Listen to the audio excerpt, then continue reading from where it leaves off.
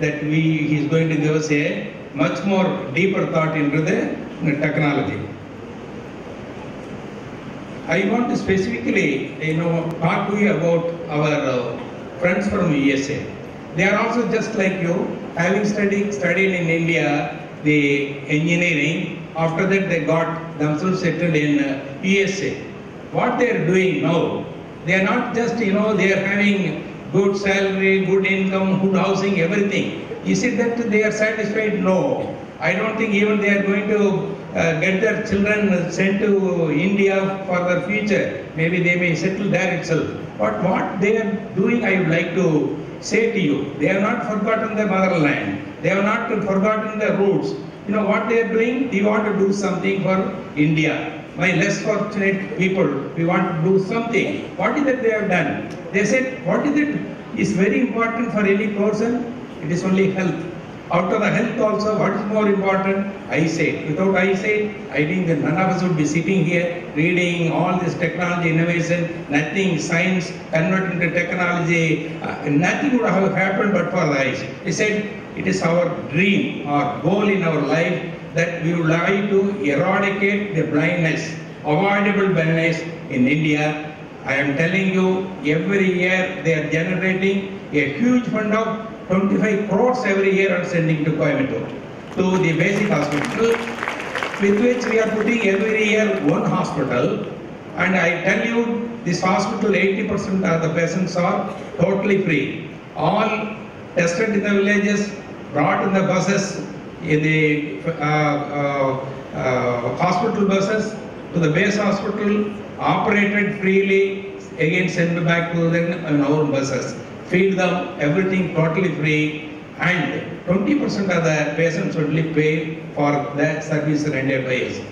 It is the one institution, once we start in an year, within 5 years it becomes self-sufficient. It is one of the best models. I don't think anywhere in the world such model is working. This model has been calculated, brought out by my friends from America, and is working beautifully well. I would like to give them a big applause to them for the wonderful work they are doing.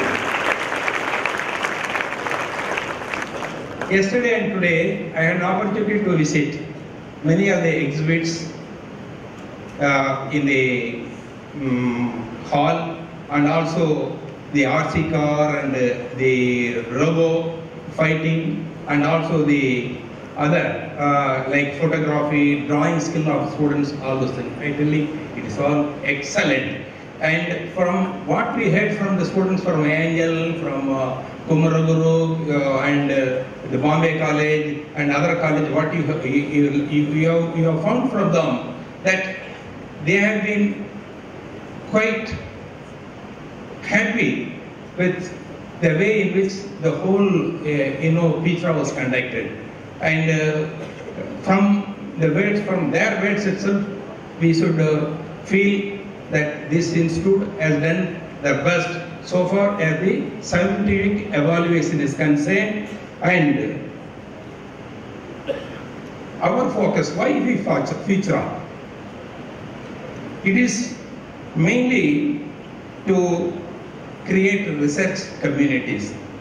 We do have our students do the research, but it would be much more better if two minds join together. That's why we thought students from other engineering college also should come, participate, interact with our students, so that a future, a combination of two colleges conducting one seminar, three colleges joining together conducting a seminar in a common place, maybe in an alternative in the other institutes, will gain momentum, and it will certainly improve their knowledge. Not only their knowledge, they will be able to find something for which research grants are available from Government of India. That is one of the reasons we thought we should invite all the students from other colleges also. In fact, I have been discussing with our director, Ram, that instead of limiting our price to 50,000, to attract the students from many other colleges from other parts of the country also, we should now discuss and decide a higher amount towards the first and second and third prize, so that students are willing on higher caliber, higher projects.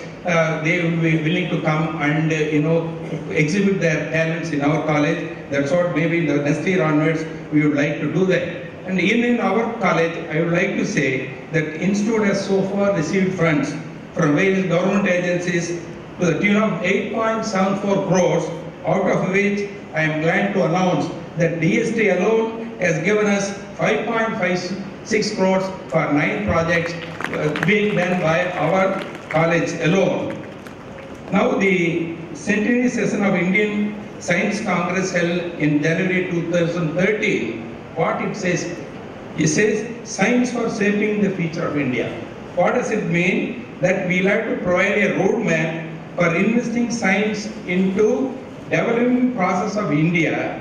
It is widely accepted that future generations could rely on the power of scientific knowledge to solve the problems of food and nutrition, security, affordable healthcare challenges, energy and environment related problems, water and sanitation related challenges.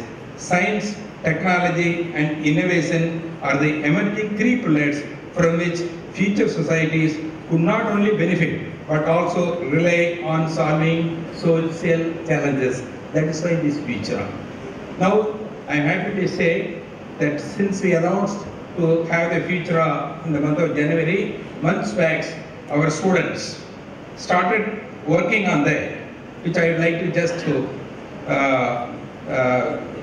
comment. This event is like painting of Mona Lisa.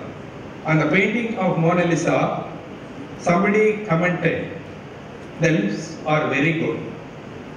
Leonardo replied, yes, it is very easy, as it took only 10 years to paint the lips. As it took only 10 years to paint the lips. Unlike Leonardo da Vinci, the entire college worked on Futura anonymously with absolute dedication to make it artistically subtle and beautiful.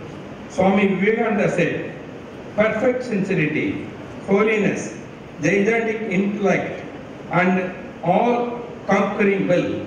Let only a handful of men work with this, and the whole world will be revolutionized. But here, we have a full of young, energetic, and vibrant student community who can make any change in the world. This Futura has been successful. Successful means very, very successful.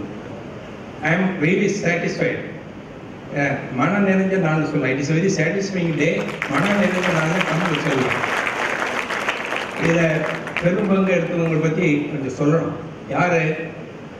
Faculty conveners, Dr. Valarmadi, Dr. Sarmila, and Prabha. Ella Ali Rajya.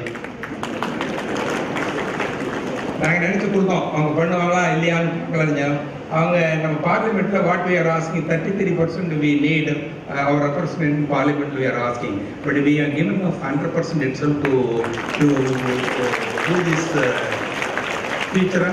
They are done extremely well, and the students, coordinators, Mr. Srijit and Sabarmati, they did extremely well.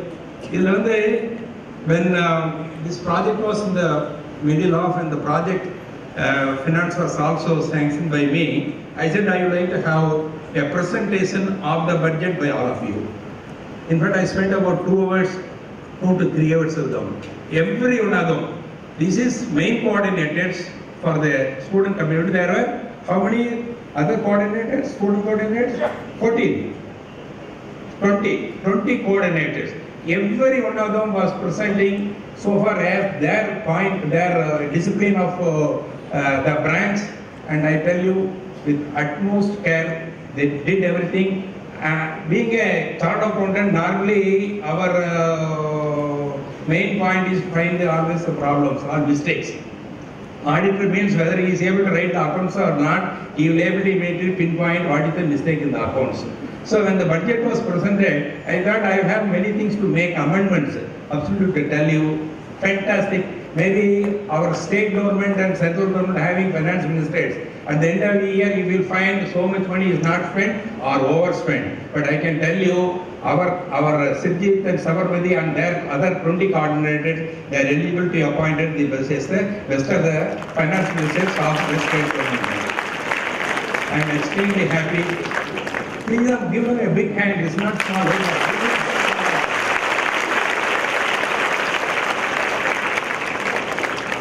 No doubt, it would not have been possible, but for the efforts of every individual student and every individual faculty members of our college, under the direct supervision and guidance of our director, Chief Executive and Principal, and I wish to also appreciate their wonderful work done out by them for conducting this workshop.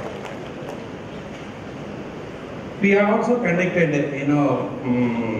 many contests for the school students, after which Bharati Vidya Bhavan Erode, Vidya Vikas Boys Secondary School Tirthandod, and Banariman Vidya Niketan Matriculation Higher Secondary School Satyamangala were declared as winners of the best overall trophy of first, second and third category. I also offer my congratulations to them. Let me also offer congratulations for all the winners in both the design contest as well as the paper presentation, and I am sure the other students who could not succeed, certainly if you put more efforts, you will be able to succeed in the next Futura that you may participate. I would like to say a few words on this occasion about your capability and ability. Sky is the limit for younger generation, and they can do wonders in the modern era. Charles Chaplin said, "When I was in orphanage, I was roaming the streets trying to find enough to eat. Even then, I thought of myself as the greatest act in the world. I never allowed anyone to steal my dream by robbing my belief. The most glowing successes are reflections of the inner fire. Similarly, you should never allow your dreams to die down." You must also remember the words of Swami Vivekananda. He said, "All power is within you. You can do anything and everything. Believe in that. Do not believe that you are weak. Opportunities always come in the form of problems. So don't sleep or go out when opportunity knocks your door. Identify and open the door of your mind. The requirement is creativity. Creativity is simply your willingness to take a step beyond your imaginations." I hope this 14th Futura has provided a rich experience that was both stimulating and gratifying as you put your knowledge and experience to work. But don't be content with what you have done. The only way to improve is by hard work and perseverance. To improve your talents, you practice them. Work hard to be better in who you are. Be dynamic. I urge you to learn avidly, question repeatedly what you have learned, and analyze it carefully, and then put what you have learned into practice intelligently. I am sure the student delegates who have come from other colleges would have enjoyed your stay, which I could understand from your speeches, and certainly you will carry a warm friendship with the friends that you have made from here, and I see you a good future, and I wish also to see your juniors to come to our college to participate in Futura in the coming years. I once again extend my warm greetings and congratulations to all the winning teams, those who have participated, also though may not have won the prizes, even then you have been able to think over and participate in those. That itself shows that you are willing to succeed, and we are going to succeed in the future, and we wish all the distinguished guests, special invitees, delegates who have come to this closing ceremony of 14th Futura. Jai Hind. Vijay Kumar IAS to deliver the special address.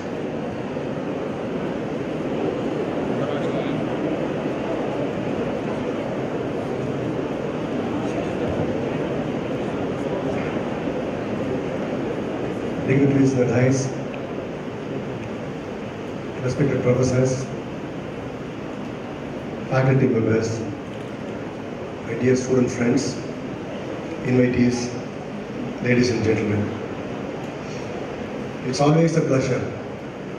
It's always a delightful experience to talk to the young students, because it's youth, it is enthusiasm, it is energy. The future of our country is in our hands. Therefore, even spending about 10 to 15 minutes time with you, it's a pleasure. It's an eternal pleasure. I'll take about 10 to 15 minutes to share some of my views on Futura. What are the lessons we draw from the Futura? And instantly touch upon what our chairman said, that what is our near future, remnants of what I said day before yesterday. And what do we learn from this? What happened in the last 3 days? It's a feat.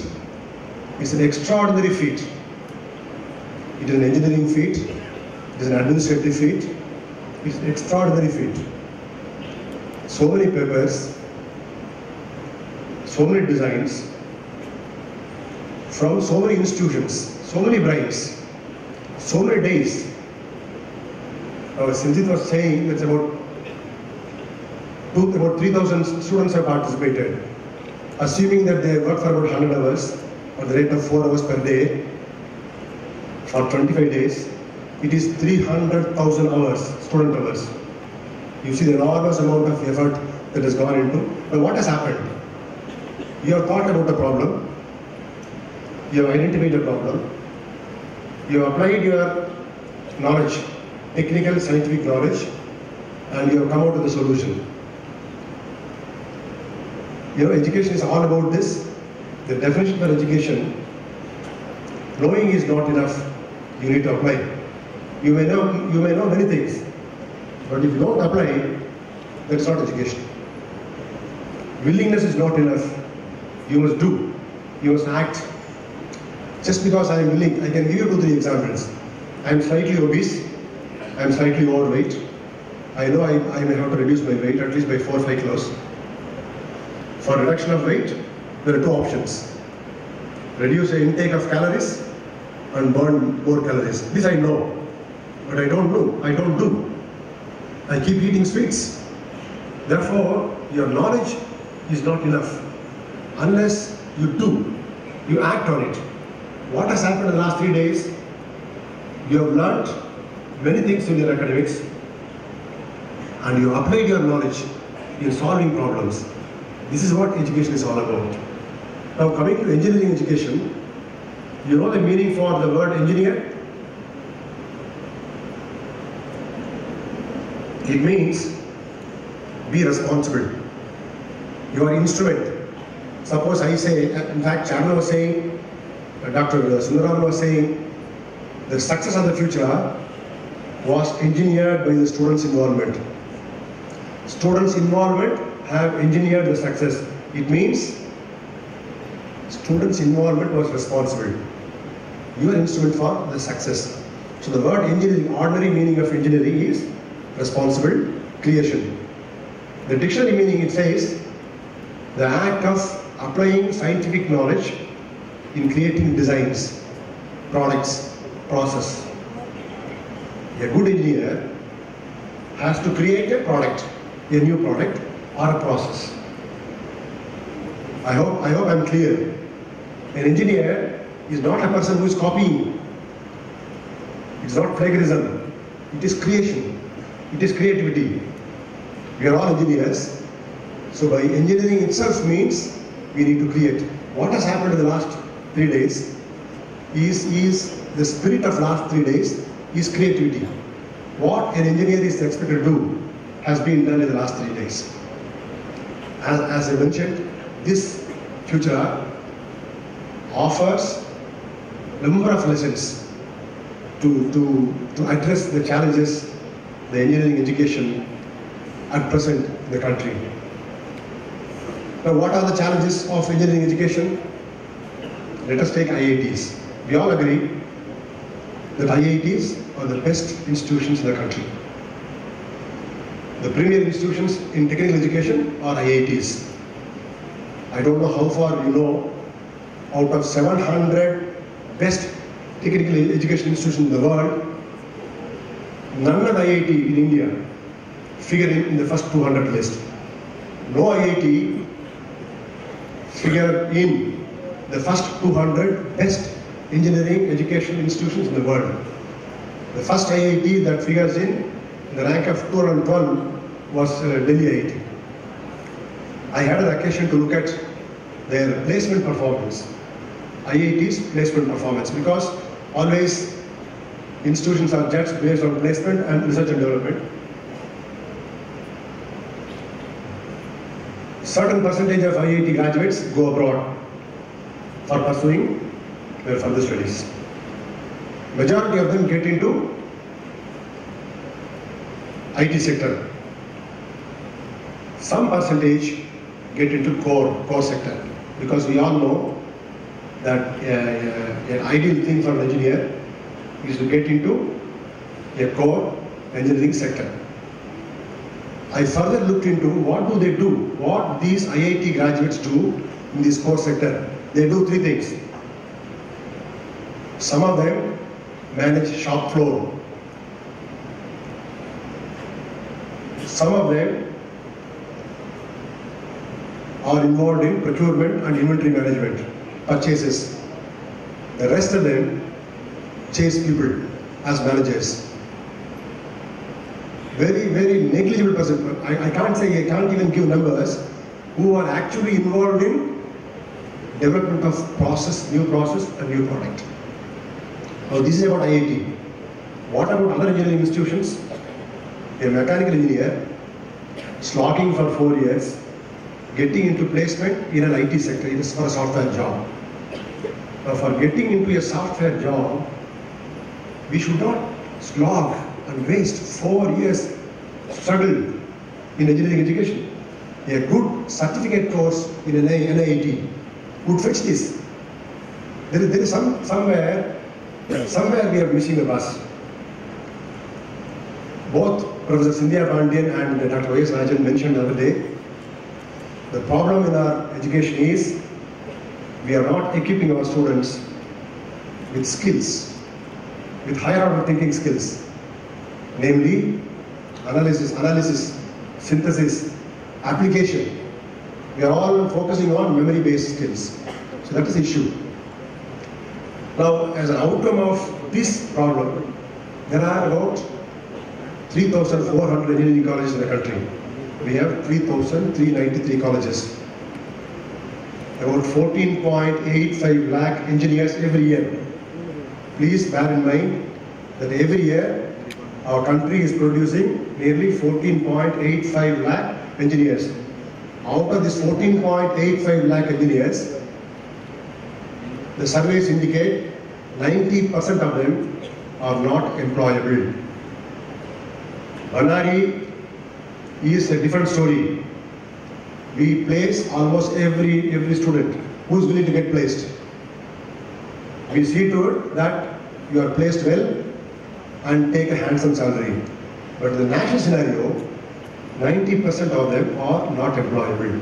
You just imagine 14.85 lakh students, about 15 lakh engineers, 90% are not employable, not as if the colleges are not run.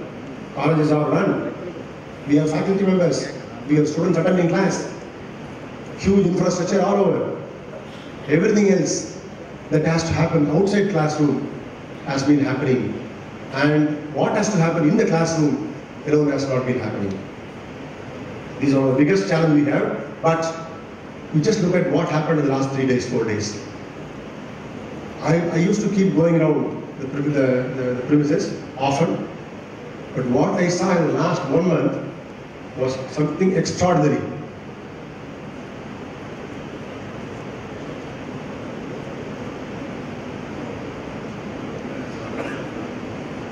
Early morning at 5:30, I found some persons working on the other side of the ground without shirt and banyan, handling stones, rubble stones and mud, plastering. Then I asked the person who came with me, who are these? Where do you get this type of people who can work 5 o'clock in the morning? Masonry work. But they said, sir, they are all our students. They are our students. They are building those structures for this meteor star race. I was surprised. I was totally surprised. Not just one instance. You go anywhere, 3-4 students sitting over there, discussing issues. See, the enormous amount of teamwork, hard work, that spirit that enthusiasm which we saw in the last 3 days, if we could extend this for the whole year, for the entire country, what will happen? That's what I mentioned, that the clue for the entire challenge in education lies here. What you did in the last 3 years, last 3 days, is something extraordinary, which we, the authorities, have to draw a lesson. If things have not been happening to the desired level, namely in placement, who's to be blamed? Are students responsible? No, certainly not. Because you have demonstrated that given the opportunity, given the right atmosphere, given the right climate, given the empowerment, you could produce results. This is what we have learned in the last 3 days. Now what we should do in higher education, take lessons from this. Give responsibility to the students. Empower them. But of course, under the supervision. Under the supervision of, or the guidance of a good faculty member, empower them. The more and more we involve you, the more and more we empower you, we see the results. So this is a lesson we draw. We are on the threshold now. We can't afford to miss the bus. It's a very critical phase. We have already missed the first industrial revolution. You are all aware that the second half of 17th century was first industrial revolution, when the cotton textile industry in UK got mechanized, factories came, and the whole factories, industrialization, urbanization, colonization, so on and so forth. That is the first revolution. We missed it. The second industrial revolution was when Henry Ford changed the assembly line. The production process he changed by moving assembly lines. That was the second revolution. That also we missed. Now we are on the threshold of third industrial revolution. Meaning digitization of manufacturing process. To give you 2-3 examples, you know how the music systems were produced earlier, how sound recordings were done, audio systems were done. In those days, there used to be gramophone records. There's a gramophone player. Mechanically, they used to record and play. But what is happening now? The digitization of audio system has completely revolutionized the process. You can record, alter, communicate in just a small chip. The digitization process has completely revolutionized the production process. Similarly, video. This audio and video have completely revolutionized. Also in the production process, in fact, Professor Y.S. Rajan mentioned the other day about 3D printing. 3D printing. Before, about 10 years before, if you go to a shop for buying paint, if you want to paint your house, you go to a shop, there will be paint tins and color shades of 10-12 shades. You choose the shade, the shopkeeper gives you the particular paint. But if you go now, you know what happened? There is a computer and there is a mixing machine. There are hundreds of shades available. Shopkeeper will tell you, sir, which shade you want. There can be any amount of permutations and combinations, any amount of mix. You choose a shade, that computer programs it, the machine instantly gives you the concentrate and base material. You bring it, mix it, use it. What has happened to us? The production process is digitized and decentralized. Now this customization is the issue. In future, that bulk factory production may not take place for long. It is going to be completely customized. Suppose I want a pen. I can program it in a computer and send it that this is the pen I want. It will be manufactured and sent to me. Suppose in your factory, some ball bearing is worn out, you want a replacement, you program it in the computer, using 3D printing. The 2D printing is what we print now in a sheet of paper. 3D printing, it will make a product like this. The computer will make a product, once you design, the computer will make a product like this using semi-solid material. This can be given to any manufacturer with a computer program. They will manufacture and send it to you. This is the type of change that is going to come. This is third industrial revolution. Very soon, in fact, I was just Googling. I found there are companies which are indulging, which are involved in 3D printing in Chennai. 3D printing, digitization of production is the way forward. In fact, these are challenges. These ideas, what you have done the last 2 days, if you take it seriously, for the whole year, it is not just an event for 3 days. I want you to imbibe the spirit of Futura every day. I would like to conclude with a small story. You all heard of French Revolution? During French Revolution, these revolutionaries used to guillotine, kill all those who were against revolution. There's a guillotine, which is like an altar where you have to put your head down, and the blade from top will come and just chop off the head. You are aware about the guillotine? Yes. There are 3 people who are to be guillotined. There's a priest, there's a lawyer, and an engineer. The priest's head was put in the guillotine. And then they asked him, do you want to say anything before you die? He said, yes. What is that? Then the priest said, I believe in God. I know God will save me. This is what he said. Then the blade went up. It came down fast, just above the head. It struck. Then he said, you look at this, God has answered me. And the entire community, entire revolutionaries felt, in fact, they were taken aback that there's a God and God has saved this fellow. They said, all right, let him go. The priest was let off. And then the lawyer's head again was put on the guillotine. They asked him, what do you have to say as last word? He said, I have faith in justice, the God of justice. I know justice, I have not done anything wrong. Justice, God will save me.